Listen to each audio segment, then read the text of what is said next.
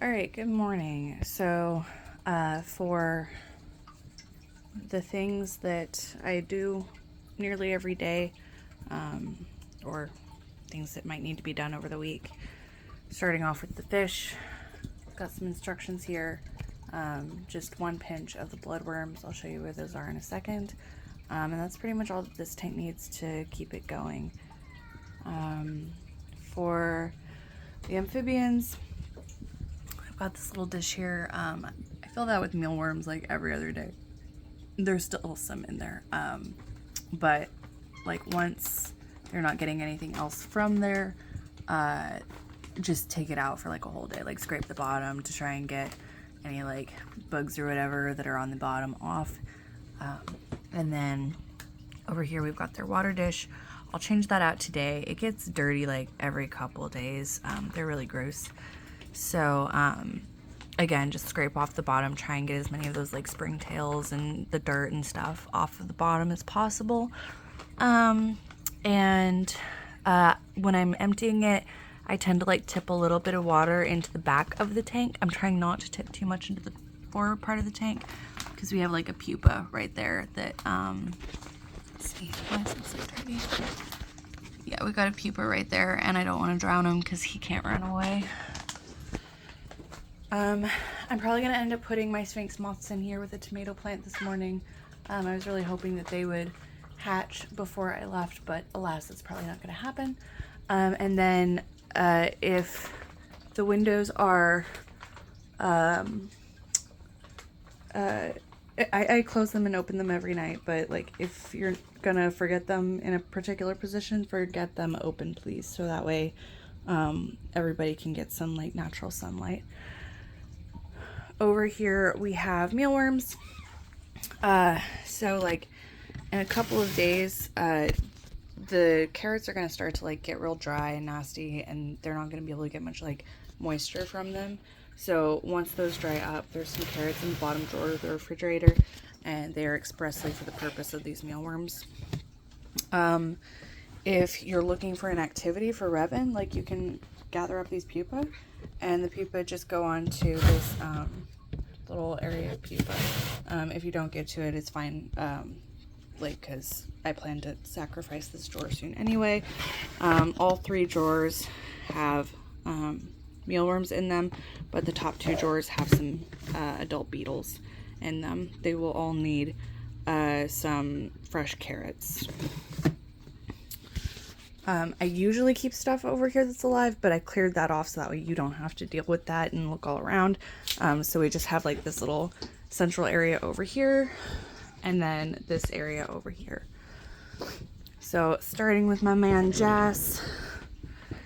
Good morning, buddy. So for him, he's pretty self-sufficient. We have some crickets down here, running kind of low on them, but I keep a little water dish right there. I try not to fill it too much because they drown because they're stupid. But I just knocked some crickets off into that pitcher right there and then dump them out into his enclosure. He'll probably need some fresh water like once or twice a week. I try not to disturb him too much, but he does need some fresh water. And again, like I let a little bit of water spill off so that way the plant life and the springtails in there can get some moisture, but I try not to let it get too moist because humidity is not great for Jas. And then like I also do a little bit of like cleanup, so we've got some like dead pill bugs right there, have like some dead material around, so I just use these little forceps right here and clean those off. All right, and then on to the bugs. So I think there are still some crane fly larvae in here. I'm not totally sure, but I give this like a couple of sprays every day or like a whole bunch of sprays if I forget to do it every day. Got June bugs in here. They also get a couple sprays, and then some springtails in here. Watch out because sometimes gnats fly out of there, and so I just do my best to like squash them before they can take flight. But yeah, definitely beware of the gnats from this particular one. And then down here, I'll leave the spray bottle right there. And down here I've got my ox beetles. So you can see they're actually at the surface this morning. And let's see how the...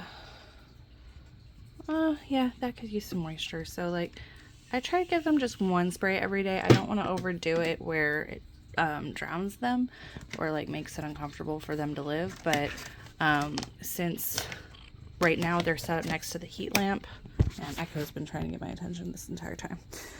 Since they're set up next to the heat lamp, I'm giving them about a spray a day. So just one solitary spray. Alrighty. And I think that that's it for the bug and reptile and amphibian things. There's also a monstera plant up there. Oh my god, you really don't need to you don't need to give it a lot of attention, but if I put a tomato plant in there, that'll probably need some water on a regular basis. And also I'm trying to grow a couple of avocados, so I'm keeping this moist. And then just don't forget about the plants in the front and in the back. There's some peas that are doing really well in the, oh gosh, like hanging up on the duck area. And then that planter has like tomatoes that are doing really well. Please don't let those die. Some radishes that are doing really well. I don't know if the carrots are going to make it. And then there's like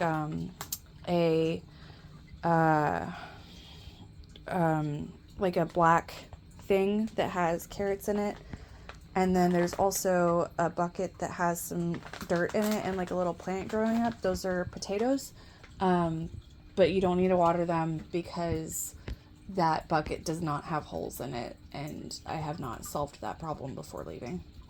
Okay, I think that that's it for everything. Thank you for taking care of my stuff, and I hope that you have a wonderful week.